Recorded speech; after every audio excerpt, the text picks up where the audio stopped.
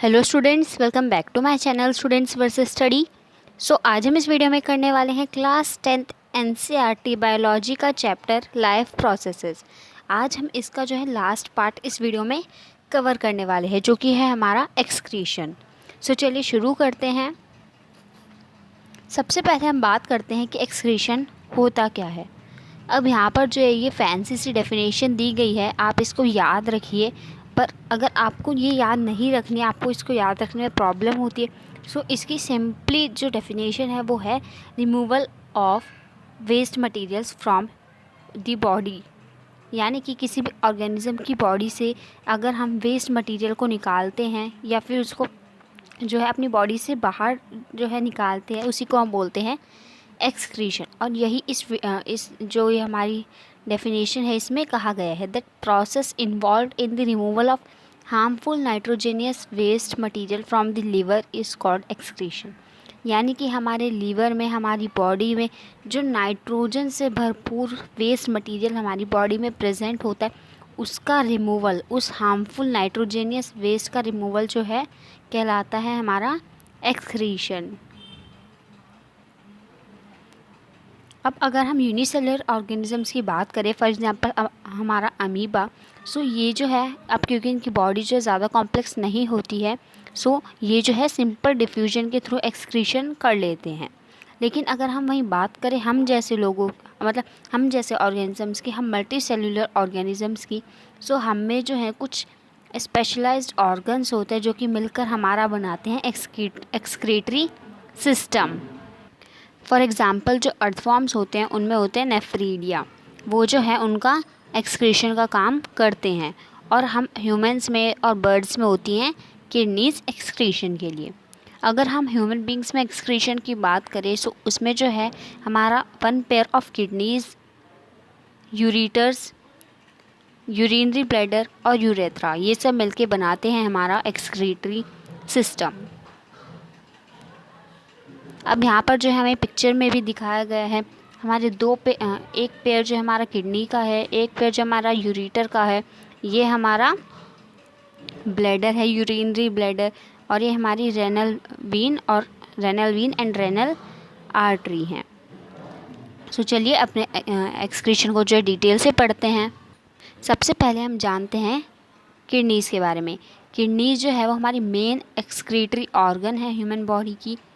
हर एक किडनी जो होती है ना, वो एक छोटी सी यूनिट से बनी हुई होती है। जैसे हमारे टिश्यूज़ होते हैं सेल से बने हुए होते हैं, वैसे ही हमारी किडनीज़ में होते हैं नेफ्रॉन्स। और इनका काम क्या होता है, इसके फंक्शंस होते हैं रेगुलेशन ऑफ ऑस्मोलैरिटी को रेगुलेट करना, आयरन कंसंट्रेशन जो हमारी बॉडी में हो रहा होता है उसको रेगुलेट करना, हमारे पीएच को रेगुलेट करना, पीएच जो हम केमिस्ट्री में पढ़ेंगे एसिड बेस एंड सॉल्ट में, और हार्मोन सिक्रीशन में इसका काम बहुत ज़्यादा होता है। अब हम बात करते हैं हमारे नेफ्रॉन की। जो हमारा नेफ्रॉन है उसके 2 मेन पार्ट्स हैं। पहला है रेनल कॉर्पसल्स एंड सेकंड है रेनल ट्यूबुल। जो हमारा रेनल कॉर्पसल है, वो जो हमारा रेनल कॉर्पसल जो है हमारा, वो इनिशियल फिल्टरिंग कंपोनेंट है हमारे नेफ्रॉन का। और ये जो है ये भी 2 पार्ट्स में डिवाइड है। पहला है हमारा बोमन कैप्सूल, हम फिगर में देख सकते हैं जो बाहर वाला हिस्सा है ये ऐसा कप टाइप का, ये है हमारा बोमन कैप्सूल। और ये हमारे ग्लोमेरुलस के चारों तरफ देखने को मिलता है। दूसरी तरफ अगर हम बात करें हमारे ग्लोमेरुलस की, तो वो जो है हमारा बोमन कैप्सूल के अंदर वाला ये जो हिस्सा है, यही है हमारा ग्लोमेरुलस। ये जो है इसमें बहुत सारी कैपिलरीज़ का जो है एक्सटेंसिव नेटवर्क होता है, जो कि हमारे एक्सक्रीशन में हेल्प करता है। सेकेंड पार्ट है हमारा रेनल ट्यूबुल। जो रेनल ट्यूबुल है, ये जो हमें देखने को मिल रही है, ये लंबी सी वायर टाइप, यही है हमारी रेनल ट्यूबुल, जो कि हमारी ग्लोमेरुलस से इस तरह से निकल के आ रही होती है। अब इसके भी जो है हमारे 3 पार्ट्स हैं। सबसे पहला जो पार्ट है हमारा, वो है हमारा प्रॉक्सिमेट कॉन्वोलेटेड ट्यूबुल। इसके बारे में जो है ज़्यादा एग्ज़ाम में पूछा नहीं जाता है, सो कोई टेंशन लेने वाली बात है नहीं, लेकिन हम इसको पढ़ेंगे। ये जो है यहाँ पर हमारा मैक्सिमम रीअब्जॉर्प्शन होता है कौन से सब्सटेंसेस का, वो है हमारे glucose, proteins, amino acids, electrolytes and water. Then second है हमारा लूप ऑफ हेनले। ये जो हमारा यू शेप स्ट्रक्चर जो हमने अभी देखा था वही है हमारा लूप ऑफ हेनले, जो कि हमारा PCT यानी प्रॉक्सिमेट कॉन्वोल्यूटेड ट्यूबुल से एक्सटेंड होता है, यानी वहाँ से शुरू हो रहा होता है। देन हमारा है डिस्टल कॉन्वोल्यूटेड ट्यूबुल DCT। ये जो हमारे नेफ्रॉन का लास्ट पार्ट है। सोडियम और वाटर का जो रीअब्जॉर्प्शन होता है वो हमारे DCT में देखने को मिलता है, और ये हमारा pH को मेंटेन करके रखता है, और हमारे सोडियम और पोटेशियम के लेवल का होना जो है ब्लड में काफ़ी ज़रूरी है, सो उसको भी मेंटेन करके रखता है। अब जो हमारा यूरिन है, हमें पता है कि जो यूरिन फॉर्मेशन है वो हमारी किडनीज़ में होता है, किडनीज़ की नेफ्रॉन्स में होता है। किडनीज जो होती है उसमें बहुत सारी थाउजेंड्स ऑफ नेफ्रॉन्स जो होती हैं वो हमें देखने को मिलती है। हर एक जो नेफ्रॉन है उसके 3 फंक्शन होते हैं। पहला है glomerular filtration, then reabsorption and then secretion. Detail में पढ़ते हैं हम इनको। सबसे पहले हम बात करते हैं हमारे ग्लोमेरुलर फिल्ट्रेशन की। It occurs in the glomerulus where blood is filtered. नाम से ही पता चल रहा है ये हमारे ग्लोमेरुलस में होती है, और ग्लोमेरुलस क्या है, जहाँ पे हमारा ब्लड फिल्टर होता है।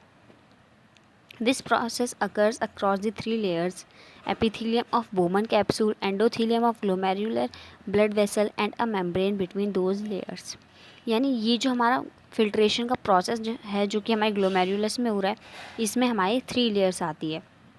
Epithelium of Bowman capsule, endothelium of glomerular blood vessel and A membrane between these 2 layers. यानी इन दोनों के बीच में जो हमारी एक मेम्ब्रेन है वो भी प्रेजेंट होती है इस प्रोसेस में।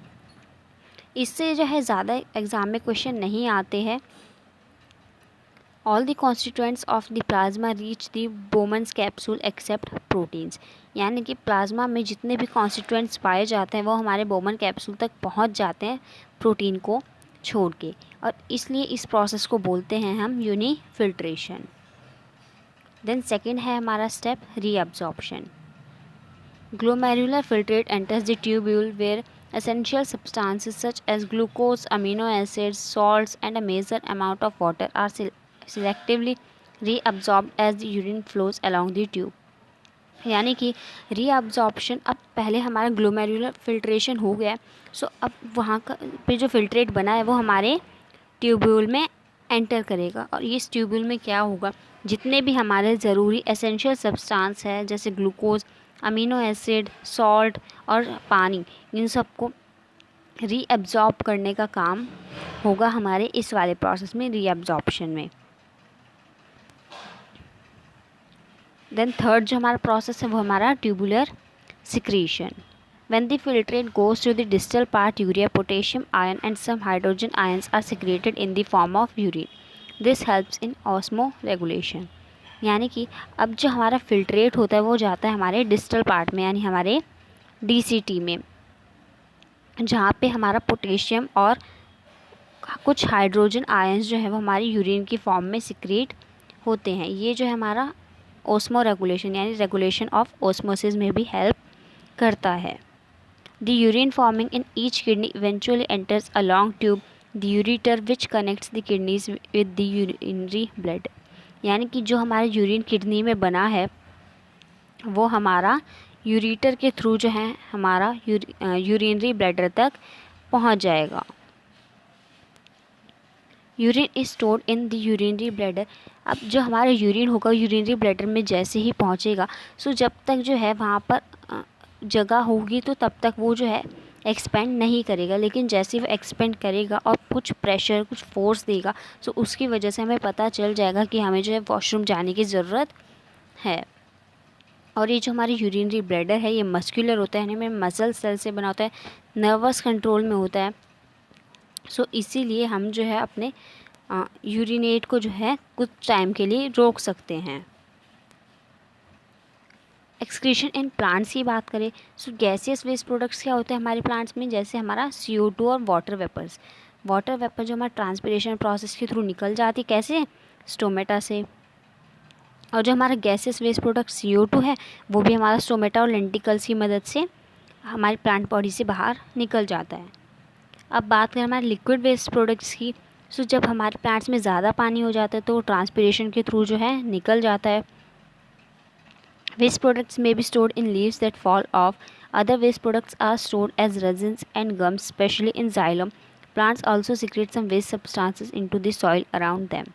यानी कि जो वेस्ट प्रोडक्ट्स हम अपनी हमारे प्लांट जो अपनी लीव्स में कैरी करते हैं, सो अगर उनमें ज़्यादा उनका हमारे वेस्ट प्रोडक्ट्स की ज़्यादा मात्रा हो जाती है उन पत्तियों में, सो वो जो है टूट कर गिर जाती हैं। और जो बाकी के वेस्ट प्रोडक्ट्स होते हैं, फॉर एग्जांपल हमारे रेजिन्स और गम्स, ये जो हमारे जाइलम में पाए जाते हैं, जाइलम में हमें देखने को मिलते हैं। और जो बाकी के कुछ वेस्ट सब्सटेंसेस होते हैं वो हमारे प्लांट जो होते हैं वो अपनी सॉइल में जो है सिक्रीट कर देते हैं उनको। सो आई होप कि आपको ये सारे कॉन्सेप्ट्स क्लियर हो गए होंगे। Thanks for watching. And yes, हम जो है अब नेक्स्ट वीडियो जो आ रही है वो हमारी केमिस्ट्री की है, तो देखना मत भूलना। Thanks for watching.